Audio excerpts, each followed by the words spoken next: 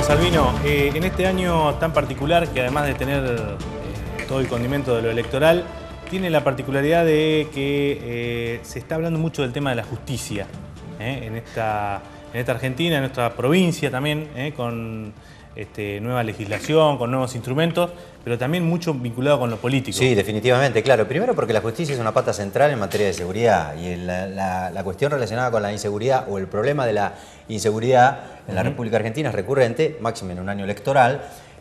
Cada vez que hablamos de inseguridad, en algún punto inevitablemente hay que repasar el accionar de la justicia y en este caso, efectivamente, como vos decís, lo que ha ocurrido en el último tiempo es que se ha desatado una pelea, por llamarlo de alguna manera, entre un sector de la dirigencia política, y es cierto que no toda, pero un sector también importante en términos de lo que significa por los cargos que ocupan, del Poder Judicial. Hay un partido judicial, como dijo la presidenta, y repiten muchos dirigentes, sobre todo del oficialismo, son los que en algún punto le objetan algunas cuestiones que directamente involucran al gobierno nacional, o son los representantes de justicia legítima, como dicen los opositores. Bueno, de eso y de todos estos temas vamos a charlar en esta noche con Víctor Violini, que es juez de casación penal de la provincia de Buenos Aires, un hombre con muchísima trayectoria en la justicia y que además es presidente de la Asociación de Magistrados y Funcionarios de la Ciudad de La Plata. Víctor Violini, muy buenas noches, muchísimas gracias por estar acá. Buenas noches, gracias a ustedes. Bueno, creo que un poquito está planteada la idea. Vamos a empezar, me parece a mí, por lo que planteaba recién Albino de este tema de la discusión política, para después ir de lleno a una cuestión más provincial y más de lo que usted está trabajando en el día a día, que es el tema del juicio por jurado, si le parece. Sí. ¿Cómo no? ¿Hay un partido judicial en la Argentina y en ese caso, qué intereses representa y qué intereses movilizaría, si es que existe? Usted se refiere a que somos el verdadero PJ, Partido Judicial. Podría ser. En realidad yo hablo en lo que yo conozco, que es provincia de Buenos Aires, y hablo dentro de la Asociación de Magistrados nuestra, de La Plata. Los magistrados no hacemos política, no nos metemos en política, y lo que tratamos de hacer es de dejar en claro que cuando se nos imputa alguna mala actuación, que dejamos en libertad a alguien o que no actuamos como debemos actuar, simplemente dejar en claro que los jueces lo único que hacemos es aplicar las leyes, y las leyes no las hacemos nosotros, las hacen los políticos. Claro, que también es cierto, digamos, que lo que se sabe, doctor, es que el juez interpreta la ley, digamos, es casi como un principio básico de la justicia. Y a veces uno observa que en el juego de las interpretaciones hay diferentes maneras, incluso en algunos casos casi hasta opuestas, de interpretar un mismo hecho. Eso por ahí genera la sensación de que el juez tiene cierta libertad para opinar en términos políticos a través de sus fallos. También eso, pero vuelvo a insistir en lo mismo. Si usted analiza algunas normas del Código Penal y del Código de Procedimiento, hay algunas que están escritas en potencial, donde dice el juez podrá.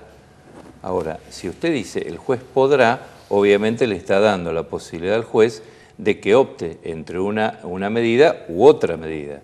Si usted no quiere que el juez opte, si usted es político o la presidenta o el gobernador o quien fuera, no quieren que el juez opte y no quieren dar la libertad al juez para que opte en determinados casos, tienen que eliminar el potencial. O sea, que los legisladores tienen la posibilidad de poder ser más estrictos. Los legisladores tendrían que poner, en todos los casos, no podrá.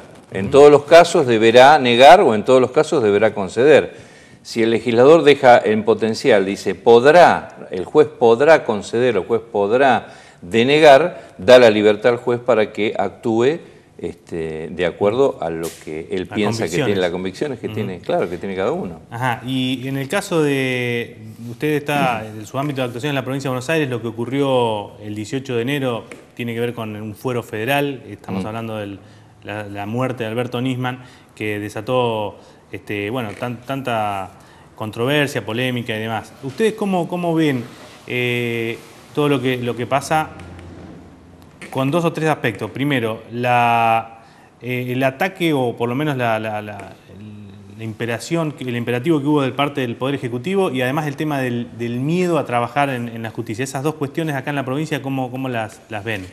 Acá en la provincia esas cuestiones no se ven. Si usted me pregunta cómo la vemos, nosotros cuando se hizo la marcha del 18, nosotros desde mi asociación de La Plata, no adherimos porque entendimos que, o sea, no adherimos como institución. Dejamos en libertad a los miembros de que hicieran... Los convocaron, les llamaron, le pidieron que se expresen. Había una convocatoria para acompañar la marcha. Nosotros dijimos que no íbamos a acompañar la marcha como institución, pero que sin perjuicio de ello, los miembros de la institución, los afiliados, podrían ¿Y cuáles eran los argumentos para decir no había que acompañar? Los argumentos es que me parece que nosotros, desde el Poder Judicial, hacer una marcha reclamando justicia me parecía casi contradictorio, que nosotros como Poder Judicial hiciéramos una marcha reclamando justicia. Y por el otro lado no era muy claro la convocatoria. Si ustedes bueno, obviamente ustedes son periodistas y conocen, después de la marcha se les preguntaba a la gente que había ido a la marcha y decía, no, yo fui, claro, no sabía muy bien por qué había ido, yo fui por falta de seguridad, yo fui por un tema que estoy en desacuerdo con el gobierno, es decir, no era muy clara la convocatoria, no era muy precisa. Entonces dejamos en libertad a nuestros afiliados de que quiera ir, que se sintiera con necesidad de acompañar esa marcha, fuera, pero institucionalmente no la acompañamos. Usted ha sido fiscal, ahora es juez, de manera que, y acá se lo pido, digamos, porque seguramente... Y defensor. Y defensor, exactamente. Tiene muchos pergaminos para opinar acerca de un tema, no sé si querrá hacerlo o no, pero por lo menos en términos generales. Se ha generado toda una polémica acerca de una suerte de enfrentamiento entre la querella representada por la ex mujer del fiscal Nisman y la fiscal que interviene en el caso. ¿Es común que la querella y la fiscal en este tipo de causas tengan semejante nivel de exposición y enfrentamiento? Según la causa, según quién sea fiscal y quién sea el hecho, en realidad. Cuando el hecho toma una notoriedad tan grande como la que tomó el tema de la causa de Nisman, obviamente hay factores que coadyuvan o que llevan a este tipo de enfrentamiento. Normalmente no debería suceder. Si no fuera Nisman, si fuera una persona que no tuviese una exposición social como la que tuvo Nisman, quizás ese enfrentamiento no se hubiese dado, pero claro. en Eso se lo pregunto porque por ahí, caso, si no fuese Nisman, no nos enteramos, digamos, y por ahí es común en la justicia. Común, claro. Sí. Y en cuanto al tema de las presiones que recibe un funcionario al cargo de una causa con tanta exposición, recordémosle a la gente que el ex fiscal Violini tuvo, por ejemplo, la investigación de los comisarios denunciados por supuesta enriquecimiento ilícito, un caso que tuvo en la tapa de los diarios durante mucho tiempo. Ahí, ¿cómo se trabaja en medio de la presión periodística, tal vez de los poderes? No sé, ¿eso existe? ¿Es un mito? Digamos, ¿usted trabaja tranquilo? ¿Puede desarrollarse o tiene que estar como pisando huevos con temor a no romper algo? No, existe la presión, obviamente. Nadie puede decir que no se siente o que no siente la presión. ¿Hay llamados del Poder Ejecutivo? Digamos, la presión de la gente, la presión de la sociedad, la presión mediática, todo eso uno cuando está trabajando lo siente. Lo que pasa es que si uno no puede abstraerse a la presión mediática, no puede ser ni fiscal ni juez, se tiene que ir directamente. Si no puede hacer su tarea como corresponde, a pesar de la presión, se tiene que ir. Esta es la realidad. O por lo menos tiene que decir, bueno, doy un paso al costado, me excuso de seguir forma la causa. parte de la formación y la capacidad forma afrontar parte. Ese tipo de cosas. Yo no puedo dejarme llevar ni por la opinión pública, ni por la prensa, ni por... a mí nunca me ocurrió, pero para el caso que ocurra algún llamado de algún político, si yo me tuerzo, digamos, en eso, no puedo estar en la función. Yo me tengo que centrar en la investigación, investigar. Cuando nosotros investigamos a los comisarios teníamos un apoyo muy, muy fuerte de la Procuración General. En ese aspecto contábamos con instructores judiciales, varios instructores judiciales. En esa época estaba el doctor de la Cruz, ¿no?, como procurador. Hoy, lamentablemente, la doctora Falvo no es lo mismo que fue el doctor de la Cruz ¿En qué sentido? En nada.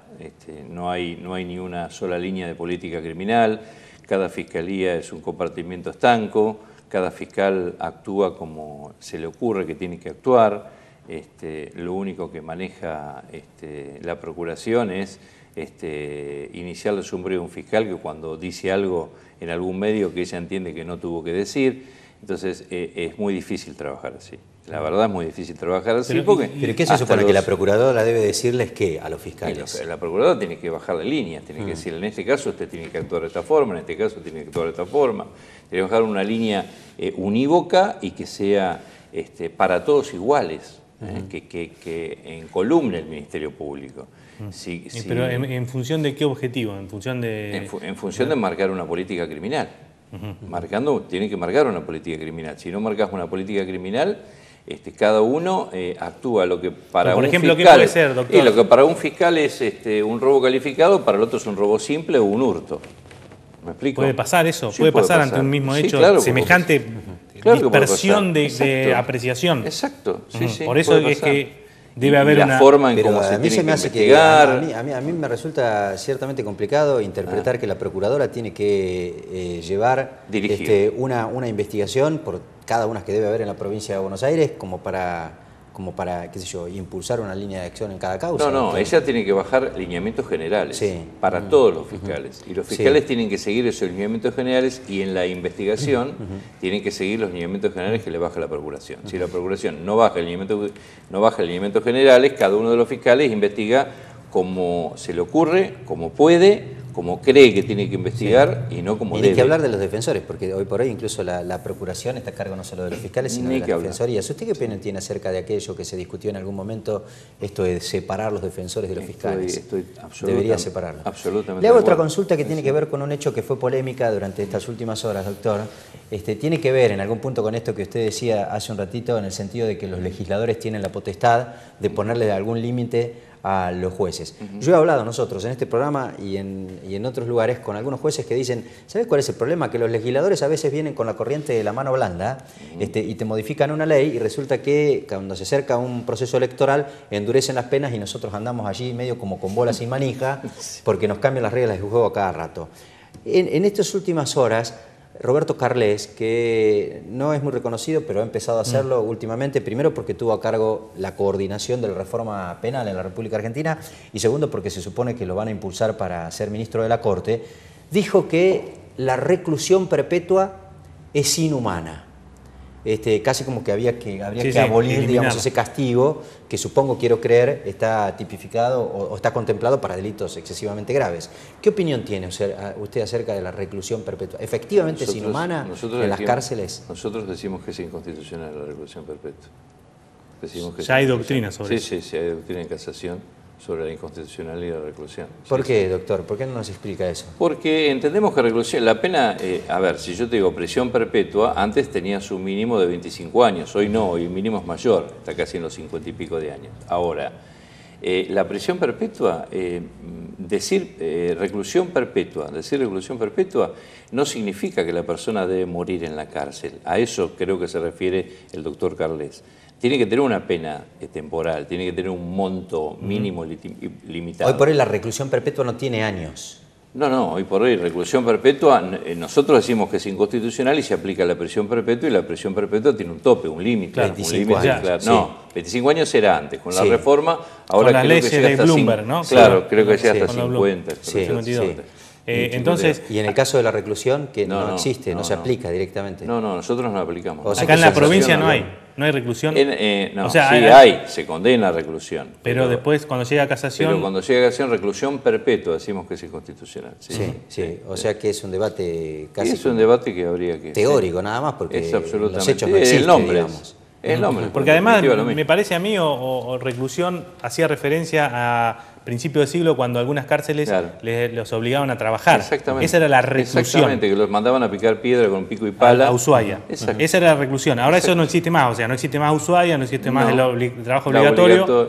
Entonces lo que existe es el nombrecito de reclusión que se aplicaría para dejar a una persona a que se muera en la cárcel. Exacto. Eso Perfecto. es lo que usted Eso es lo considera. que yo creo que lo que se refiere Carles es a eso. Es decir, cuando habla de reclusión perpetua se refiere que por el hecho de que alguien sea condenado a reclusión perpetua no significa que tiene que morir en la cárcel y pasar toda su vida en la cárcel. Es decir, volvemos al viejo tema de si es viable la pena de muerte o no.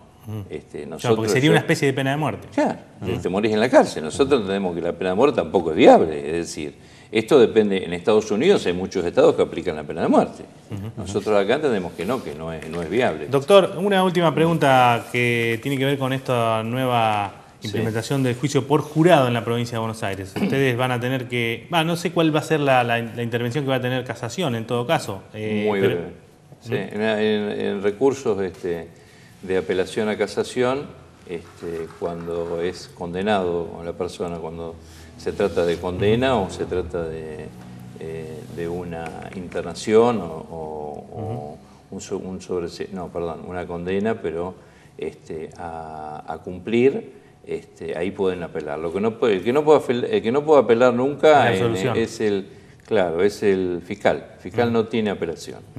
¿Y usted cree que acerca a la población a la justicia ese argumento? No creo que acerque. No. Creo que es un tema que está en la Constitución, que hay que cumplirlo. Me parece que lo que no está bien es que sea que el imputado pueda elegir. Si ponemos juicio por jurados porque está en la Constitución, creo que debe ser para todos el juicio por jurado. ¿Para todos los delitos o para todos? Sí, para sin embargo, todos los delitos. Eso es opinable, digamos. No se le puede dar la opción. Yo entiendo, en algún momento se lo planteé a algún legislador y me dice, ¿sabés cuál es el tema? Que a veces, porque digamos, a ver, el imputado de cualquier delito también tiene derechos, incluso a un juicio justo. Sí. Y a veces los medios de comunicación efectivamente condicionan a la sociedad. Sí, y la verdad es que si un imputado es de tez morocha, digamos, por ejemplo, y el delito que se le imputa por ahí ha tenido mucha propaganda en los medios de comunicación, por ahí la defensa puede entender que no se expone, digamos, como están todos los jurados sistemáticamente al bombardeo de los medios de comunicación, a una buena predisposición del jurado. Yo no lo veo irracional, pero digo... Ese es el argumento. Ese es el argumento. El argumento, claro, lo que pasa es que yo digo, si vos tenés una norma que está aplicada, que aparece en la Constitución, y vos decís, voy a reformar porque la Constitución prevé el juicio por jurados, debería ser para todos. Claro, y habría que cambiar el tema de que el fiscal no pueda apelar. Creo que eso no es correcto, que el fiscal debería tener la posibilidad de apelar porque es quien representa a la sociedad, así que... Víctor Violini, juez del Tribunal de Casación Penal, muchísimas gracias por venir esta noche acá. Por favor, un gusto. Gracias, doctor, muy amable. Adiós. Lo que quedó definitivamente claro, por lo menos del primer fallo de un juicio por jurado, es que ese temor, por ahí tiene que ver también un poco con el prejuicio. Es prejuicio, sí. Digamos, porque al fin y al cabo había, creo que una persona imputada de haber asesinado a su cuñado en una suerte de trifulca intrafamiliar, y el jurado dijo no es culpable. Porque uno advierte este temor, ¿no?, de la sociedad sistemáticamente expuesta a los hechos de violencia, la gente cansada de los hechos de inseguridad y demás, automáticamente lo condenan. Un tipo que está sospechado de haber cometido un crimen de esa naturaleza. Sin embargo, la valoración de todo el proceso lo hizo en prisión, o sea, en prisión preventiva. Exactamente, el hombre. O sea, que la justicia tradicional, digamos, entre comillas, la que se venía aplicando hasta ahora, consideraba que tenía que estar preso. Sin embargo, la gente... El jurado popular lo absolvió. Bueno, muy bien, ya volvemos, Fabián.